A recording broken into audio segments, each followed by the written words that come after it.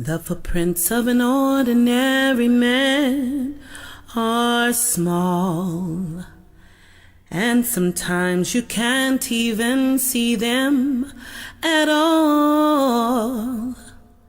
But in times of pain and adversities,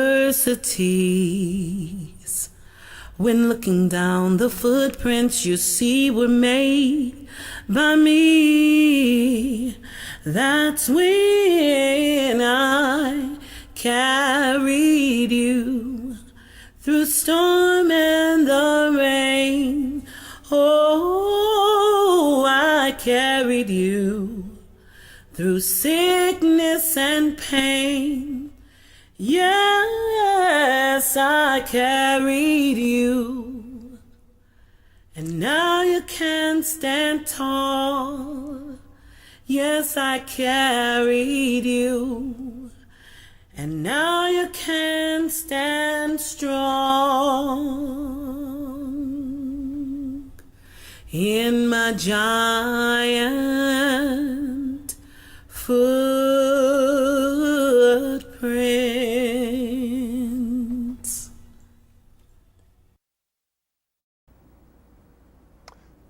Hello, my name is Wayne White. I'm the Executive Director for Footprints, Inc. We're a faith-based initiative that specializes in substance abuse recovery. We're located at 4501 Truce, Kansas City, Missouri, 64105. Our email address, or I should say our website, is kcfootprints.org. Been fortunate today to be able to share with you my experience, strength, and hope. In other words, I want to talk about my testimony because truly that's what it is. And if you allow me, I want to go back to when I grew up. I was born in Newark, New Jersey, right outside of New York City, August 10th, 1952. Grew up in a home that was strict so far as I was concerned. However, not as strict as some homes that I've heard about.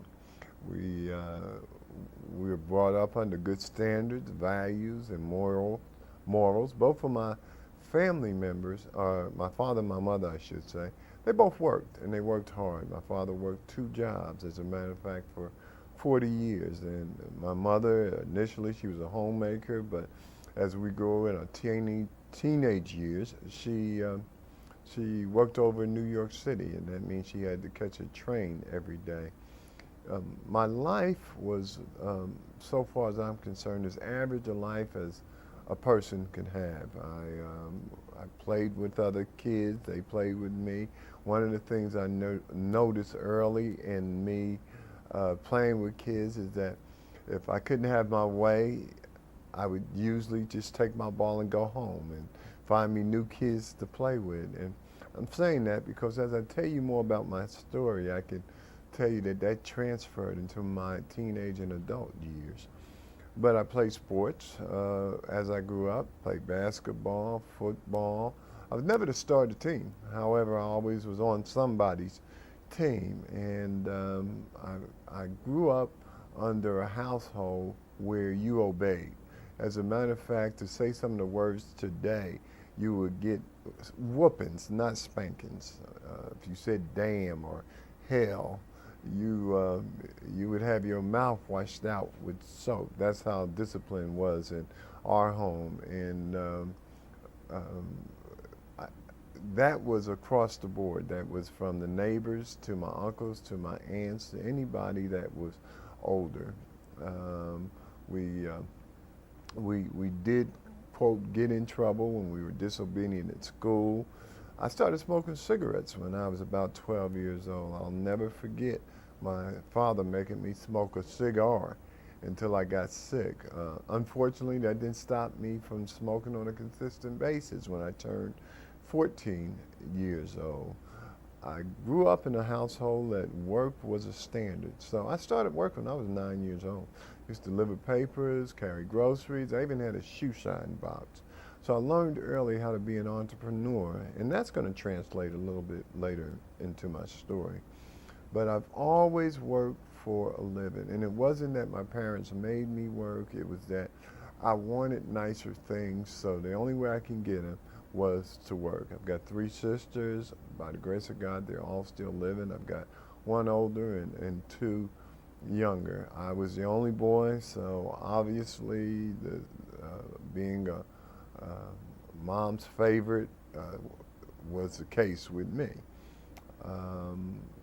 My purpose today is just to tell you a little bit about what happened as I grew up and found myself using alcohol and drugs to the extent that it almost destroyed my life.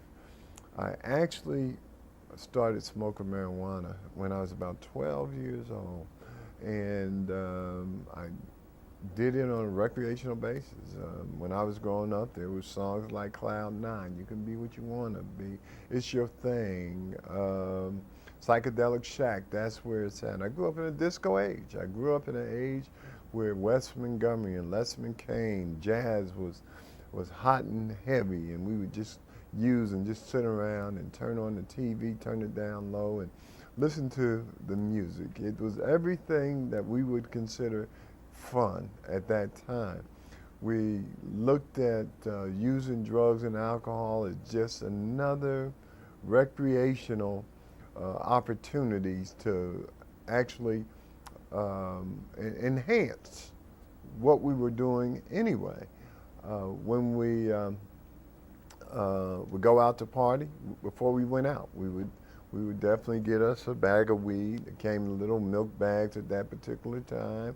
And we rolled little pin joints. We would drink Annie Boone's Farm and just laugh and giggle and get the munchies, all those things that people talk about that happen when they first start using drugs. We wouldn't look at any kind of sports unless somebody had beer or something to drink. And at that point in my life, I was introduced to heroin. I was about 13 years old. I remember going over Billy Powell's daddy's house. And Billy Powell's daddy pulled out a hypodermic. He pulled out a top, pulled out some white powder. We gave him $20 a piece. And he cooked up the heroin and the cocaine. It's called a speedball. I was 13 years old. He didn't make me do anything. And once he cooked it up and put it in the hypodermic needle, it was like I had been doing it forever. And I just put a belt around my arm and he injected it into me. And I can say real comfortably that I searched for that particular feeling for the next 20 plus years. I continued to use heroin and cocaine. However, it didn't stop there. I would take any type of pills, Red Devils, Black Beauties, Yellow Jacks, Tumenols, cough syrup, anything to alter my state of mind. However, again, I cannot be remiss by saying I always did have a job and I went to school at the same time. And even those times I thought that I was having a problem or somebody else thought I was having a problem, it usually was, you need to mind your own business. You don't pay for my alcohol, you don't pay for my drugs, and when you start doing that, then you can say something about me doing it. As life progressed, and I continued to do alcohol and drugs, there came a time where I got myself in trouble. And when I say trouble, I'm talking about legal trouble. I'm talking about trouble that could have put me in jail. I got busted for what they thought at that time was dealing. I truly was not dealing heroin at that time. However, I have to say that God had prepared something before me that I could never have imagined, because by the time it came for me to go to court, I had already enlisted in the United States Army. So when I went to court, I told the judge that I had enlisted in the United States Army, and the judge pardoned my sentence and said, okay, however, if I see you again, you're going to jail. Well, I can tell you this right now. The United States Army saved my life. When I went into the United States Army, initially, I took me with me. And when I say that, I mean that I used drugs and alcohol more in the United States Army than I did when I was on the streets. I went to Fort Campbell, Kentucky. Then I went to Fort Polk, Louisiana. And from there, I was transferred to Illesheim, Germany. And I'll never forget it. When I got there were some guys there that asked me, did I have any marijuana? And I said to them, no, I don't have any marijuana. Is that the only reason why you introduce yourself to me? And they said, no, we introduced ourselves to you is because we've got some hashies and we want to know if you want some. And I can tell you right now, that was a truly an experience that I'll never forget. It superseded my experience with the heroin and cocaine. And then to top it off, in Germany, they had beer that had a stout, is what they call it, that one bottle of beer would literally get you drunk, or at least it got me drunk.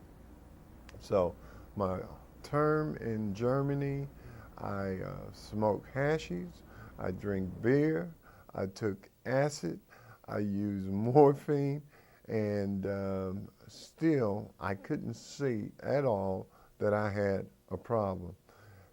Actually, the reason I was dismissed from Germany is that one night I went out and got drunk, I used hash, and I beat my roommate up so bad that the next day he still had the blood all over his face. And he said, White, get away from me. That's my last name. White, don't touch me. Get away from me. And I said, what's wrong with you? He said, don't touch me. Well, what had happened was I was in a blackout. And I beat that boy close to his life. And my first sergeant at that time, he said, oh, you like to fight. Okay, we got something for you. Let's send you to Vietnam. There's a lot of fighting going on over there. And let's see how you make out over there. Well, obviously, they gave me a 30-day leave. I was not ready to go to Vietnam. I went AWOL.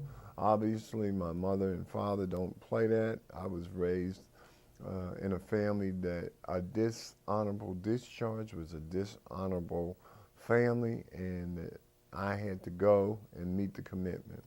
I ended up in Vietnam when I was 18 years old. I stayed there for 13 months. I got to Vietnam, my first indulgence in drugs was heroin. And heroin over there was so strong that you didn't have to snort it, you didn't have to shoot it.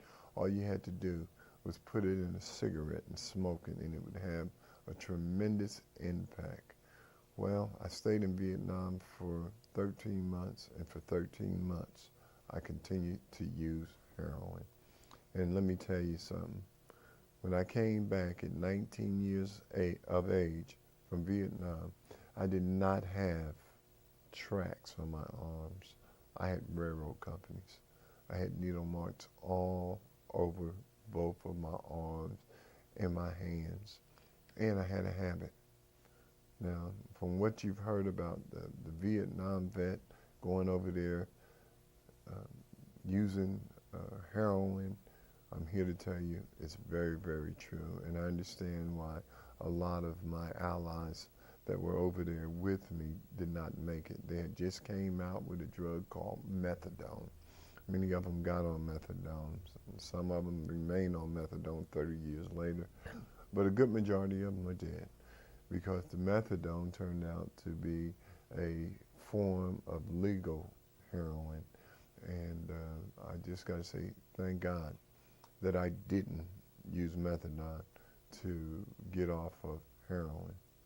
I got off of heroin by cold turkey in my mother's living room. And whatever you've seen, whatever you've read, whatever you heard about a person coming off of heroin, you take that times 100. Because I can tell you, I had chills, I had hot flashes, I had no bowel movement. My body became toxic. I would cry, I would shout, I would scream. And I promised myself, promised God, if you ever get me out of this one, I'll never do it again. Well, it got me out of it. In about 5 days, it subsided. All the pain subsided. And it just so happened that I just wasn't able to use any drugs or alcohol as a result of my use. I ended up in the hospital.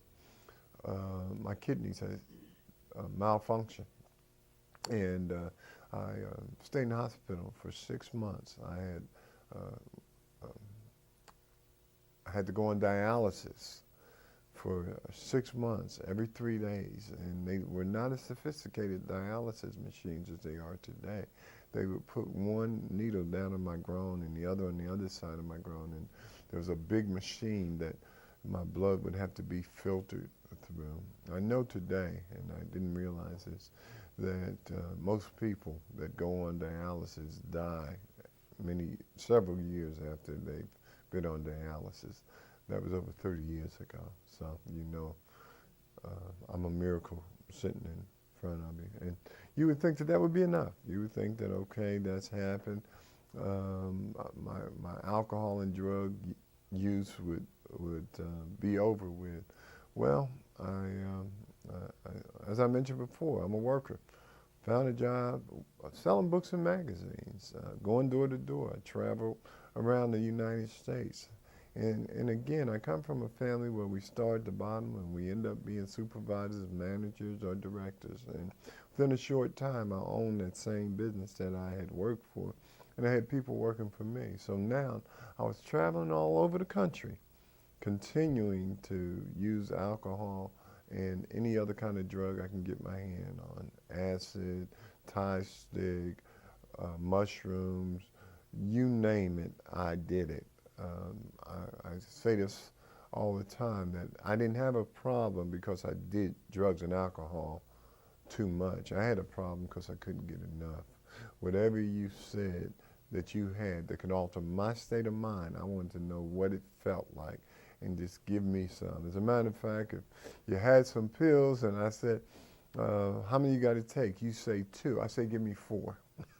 And then after I take them, I ask you what they're going to make me do. I was just obsessed of changing the person who I was. Well, I ended up selling books and magazines for about 5 years. I got married. I had 3 kids. And then one day I just said, I'm not going to do this anymore.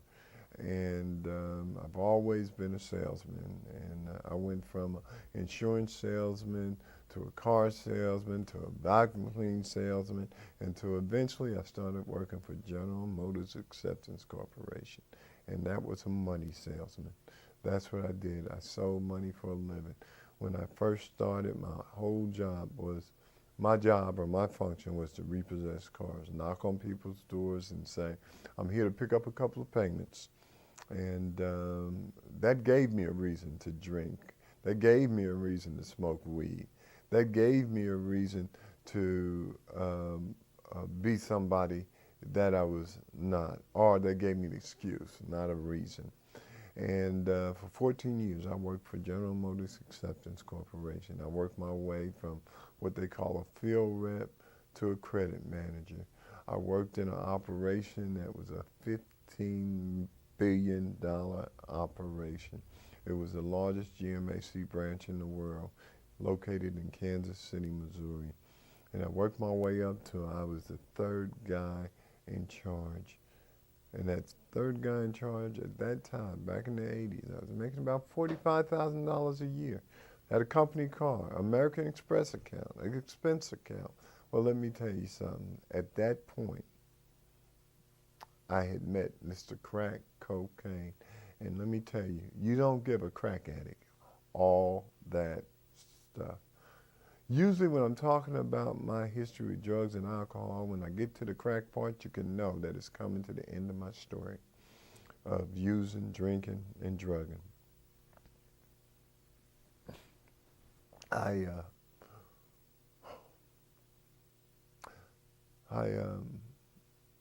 It almost killed me.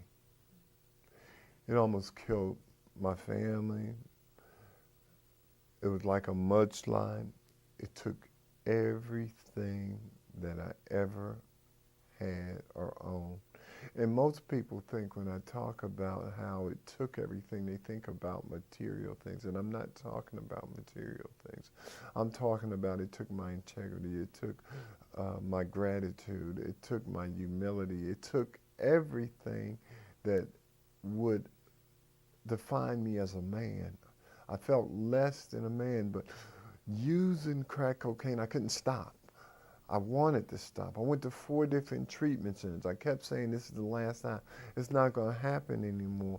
Sometimes I look at crack cocaine and I say, it was my pimp. It literally told me when to get up, when to go to bed, how much money to spend, who to talk to, who not to talk to, and I did it. I didn't understand when I was in my addiction that I was dealing with the most deadliest force on the planet Earth. And so often things would happen to me, whether they be physical things or legal situations or financial things that would indicate, okay, this is the last time. Well, he's not going to do it anymore. If you just get through this one right here, I know he's going to stop, but that's not what stopped. That had no bearing whatsoever on stopping. I can tell you what was the biggest turning point in my life is when I called Willie Mae White one day. That's my mother. And I proceeded to tell my mother what I needed for about the 150th time. And somebody had told my mother this bad word, this terrible word. And she used it, and she said, no. I couldn't believe her. I said to her, Mom, you don't understand. This is the last time. If you do it this time, she said, no. And she proceeded to say no until she just hung up the phone. Let me tell you something, folks. From that day to this day, I haven't found it necessary to put any mind-altering chemicals in my body. Now, let me say this to you. My mama cried like a baby. I wasn't there. I didn't see her. But you can't tell me my mother did not cry when she said no to me. You can't tell me that.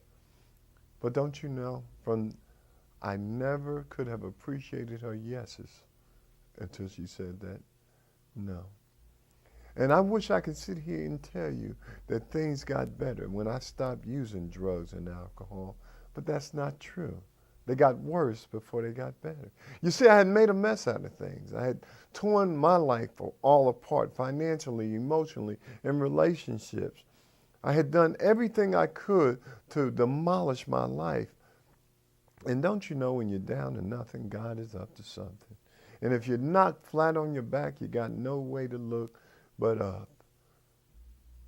And it's so much better to start with nothing and then let God build it into something than to have something and to keep adding to it yourself. And that's just where I started. That $45,000 a year job, company car, American Express account turned into catching a bus.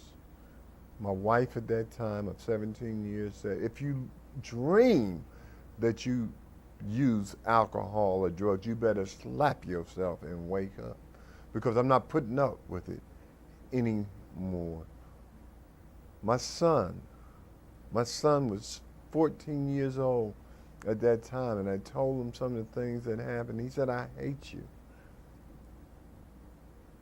Life got worse before it got better. And you know, I realized today that that's the way it was designed.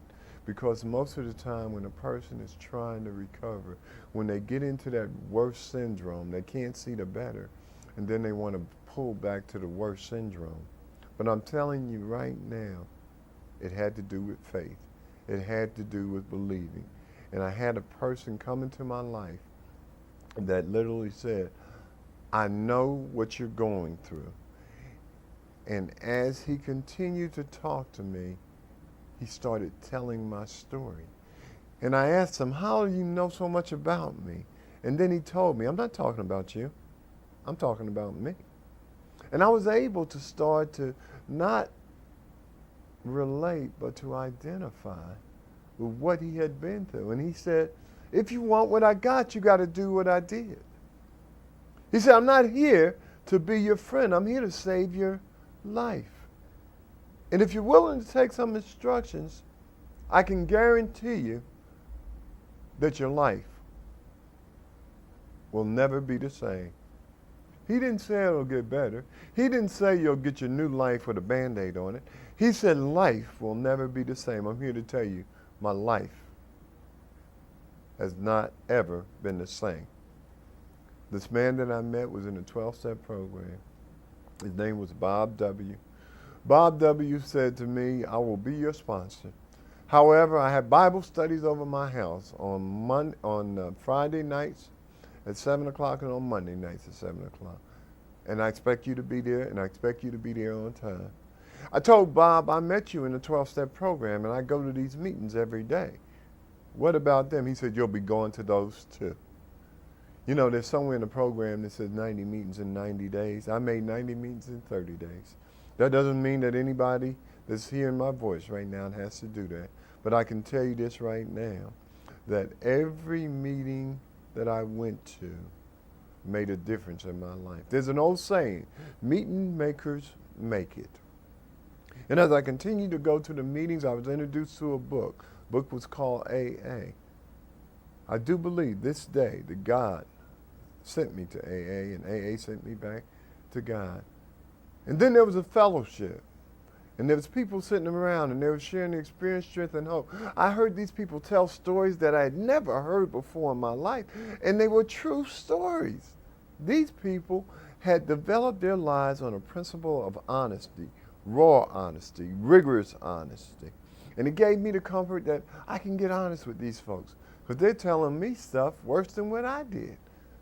So I started to pour my heart out. Somebody used to tell me, if you can't talk about it, you can't do nothing about it, Wayne. Then they presented to me 12 principles, and they say these principles are spiritual principles, Wayne. And if you can learn to live by these principles, then you can learn to live. Then they presented to me a fellowship, and they said, if you can learn how to give it away, then you'll get to keep what you've given away. Then they talked to me and said, Wayne, choose your battles. Every fight's not your fight. Easy does it, one day at a time. Start throwing little cliches around, and I started catching them. And one day at a time, I hadn't drank a drug, and it was a week, and then it was a month, and then it was a year, then it was 2 years, and then it was 5 years, and now it's 20 years. I haven't found it necessary to put any mind-altering chemicals in my body. And you say, do you still go to those meetings? You bet you. The good news is today when I walk in a meeting, I know that I may be the only Christ that somebody in that room may see, just like Bob W. was the only Christ that I seen in that room. You're going to say that you still practice these principles in all your affairs, Wayne? I practice the last 3. Clean house, trust God, and help others. I continue to take a personal inventory, and when I'm wrong, I promptly admit it. I thought through prayer and meditation to improve our conscious contact with God, praying only for the knowledge of His will for us and the power to carry that out. And then, of course, step 12 says, having had a spiritual awakening as a result of these steps, we tried to carry this message to others and to practice these principles in all our affairs. Well, that's what I'm doing today. I'm trying to carry this message. I found out when you serve God, you serve people. And somebody had to hear this story. Somebody had to know that there's so much hope when you just follow directions. Today, somebody said, well, what it's like. Today, I've been in the same church home for 20 years. Today, I'm working in the community. I've worked at every treatment center here in Kansas City. Today, I'm like to be known as the go-to guy by thousands of people that have helped over the years. When I come in contact with people that I've known for years and they still need help, they can call me up and say, Brother Wayne, I need to get in treatment. But here's the good news. There's so many people I come in contact with that I met them when they were teenagers. Today, they're clean and sober. They're in their own churches. They have family lives. They have good jobs. They're serving in their community. I know for a fact that recovery works. There's not a question in my mind that it's work that you have to put in to accomplish what God would have us to be. the bottom line is I'm not trying anymore to give God what I want him to have. I'm working to give God what he wants. And I know what he wants from me is to help the next suffering alcoholic or addict. I know what he expects from me is that I can't pay him back. So he expects for me to show him how much I appreciate it by helping another individual. You know, the one thing I did not talk to you about is that once I got clean and today sober, I went through a lot of physical trials and tribulations. I've got congestive heart failure. I've got sugar diabetes. I've got major liver damage. And all I can say is, how you like me now? I feel great. I feel emotionally stable. I love who I am today. I love working for God. I love God. And I know that if I continue to travel this road that I'm traveling, that the many years I spent against him, I can spend for him. And I know that's the way this is designed.